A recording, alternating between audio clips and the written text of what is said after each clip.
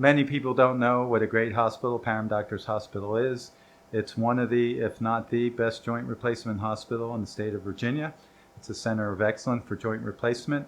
And as important as all this technology is, what's probably more important is the level of care and service people get at this hospital.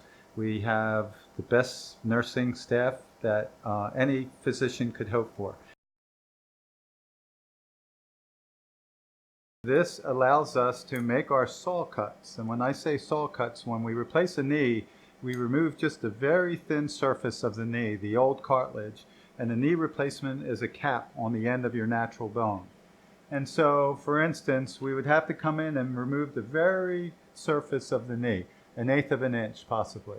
And the robotic arm comes in, and based upon our plan here, it allows us to make this surface cut precisely on that level, within 1 millimeter and a degree.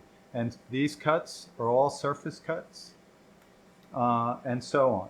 And this robotic arm is the key to the precision of putting a knee replacement. It won't let me put it in any other direction than what we've planned in our virtual 3D knee planning session.